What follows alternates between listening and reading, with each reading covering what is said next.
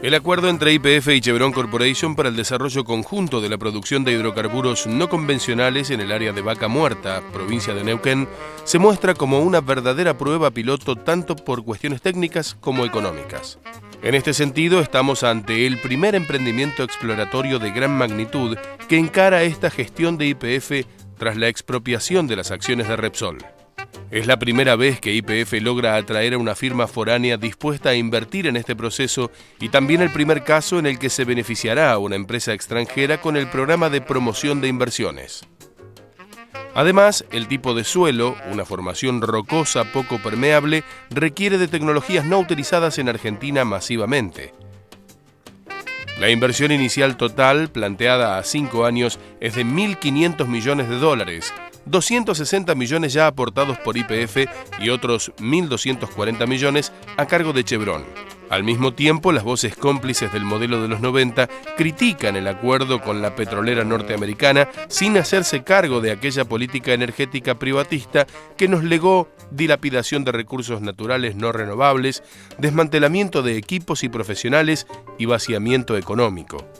Las disidencias internas no pueden opacar la importancia de este primer paso. No obstante, el principal obstáculo para completar y preservar la soberanía nacional energética sigue siendo el mismo. ¿Podrá el Estado argentino afrontar la magnitud de inversiones necesarias para lograr el objetivo final de esta cruzada? Bueno, muy bien. A ver, Sayar, ¿de qué se Hay varios aspectos, sí, hay varios aspectos que puntas tenemos que mencionar. Ahí en el informe dieron una pista vinculado a lo que fueron las principales críticas. Y la verdad, las principales críticas provinieron de los sectores que rifaron la soberanía energética.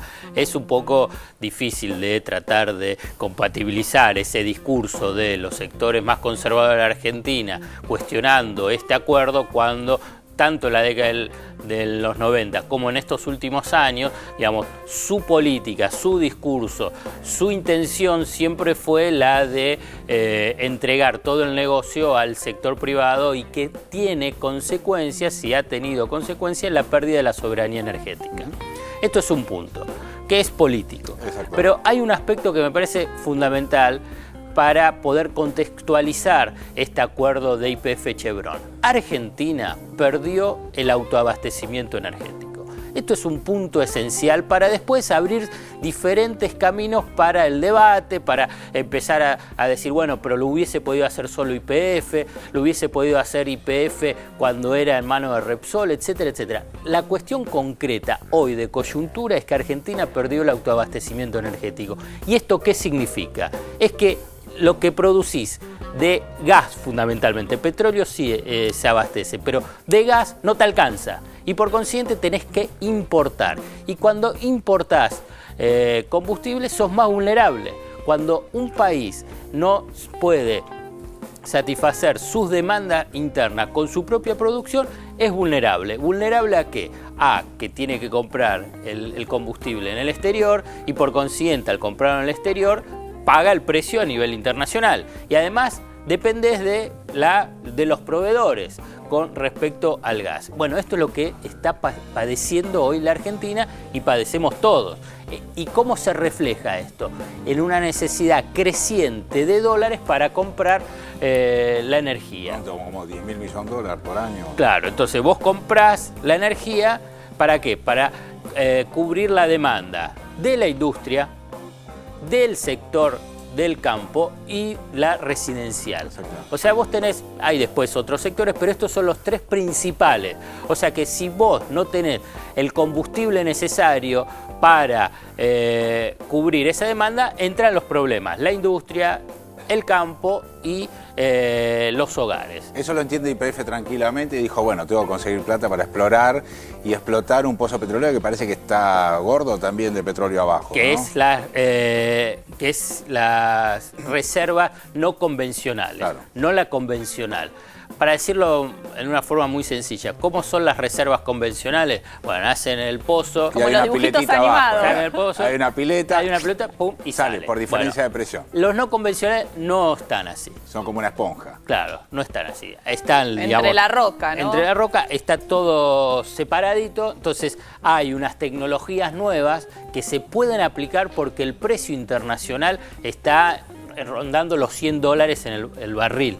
Porque si no, no se justificaría la inversión. Claro, no se hace. Bueno, ¿cómo es? No se hace solo un pocito así, se hace uno así, se cruzan. Bueno, ¿para qué? Para que todo ese petróleo o ese gas que está disperso, lo estoy haciendo de una forma para que se entienda. Está clarísimo. Porque después me van a decir, bueno, para que El ingeniero Zayat. No, para que se entienda. Digamos. Ahí después los especialistas lo pueden explicar de una forma más técnica. Bueno, está todo separado, bueno, hacen ese pozo y esos pozos y esos túneles cruzados para que se junte y pueda salir. Y le mandan agua también. Claro, ¿no? agua con arena. Con presión, arena, digamos. Con presión. Exacto. Bueno, esos son lo que es este yacimiento no convencional. ¿Y cuál es el elemento distintivo, en todo caso, para estar contento?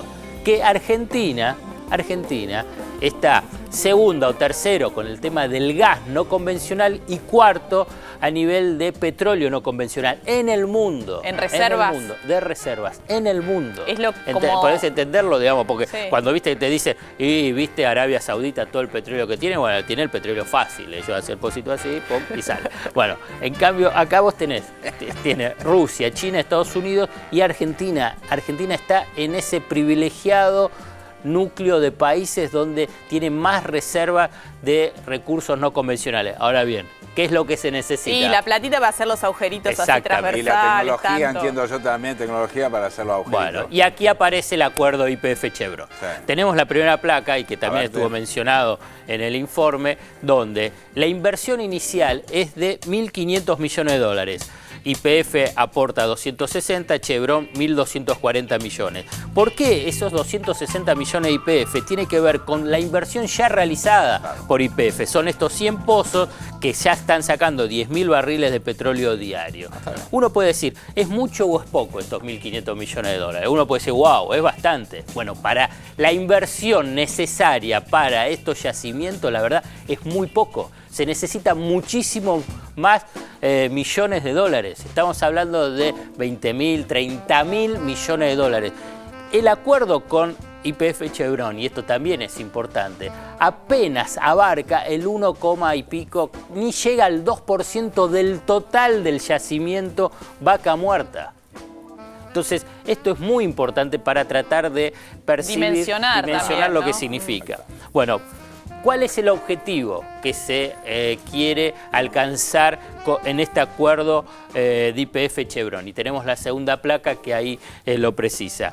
¿Te acordás que en la anterior eran 100 pozos? Bueno, la idea es ampliarlo a 1.500 pozos para llegar a un objetivo de 500.000 barriles de petróleo diario y bueno, 3 millones de metros cúbicos de gas. Solamente en ese pequeño espacio que yo te dije de casi el 2% del total del yacimiento. Bueno, ¿qué es lo que se espera? Que haya otro tipo de asociaciones de YPF con otras petroleras. Allá se está hablando que puede ser con Exxon, otras con Pan American Energy. ¿Por qué? Porque lo que no hay en Argentina, lo que no tiene YPF en la dimensión necesaria para la explotación son los millones de dólares, la cantidad de millones de dólares, ni la tecnología. Y esto no es un elemento menor.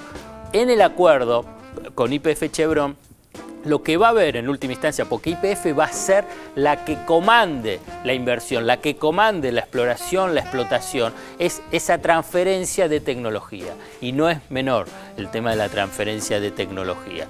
Y por último, ¿cuál es el elemento que genera más tensión y de debate? Que al cabo de del quinto año, recién en el quinto año, y si está garantizado el autoabastecimiento energético, ¿te acordás que te dije cuál era el objetivo principal? Recuperar el autoabastecimiento energético. En ese caso, la petrolera privada, en este caso Chevron, va a poder exportar hasta el 20% de la producción sin pagar retenciones y con libre disponibilidad de los dólares. Muy bien, el señor Zayat ha estudiado perfectamente el acuerdo de Chevron y YPF. Nos vamos al corte, no hay nada más para decir. En un ratito volvemos, que todavía es temprano. Dale.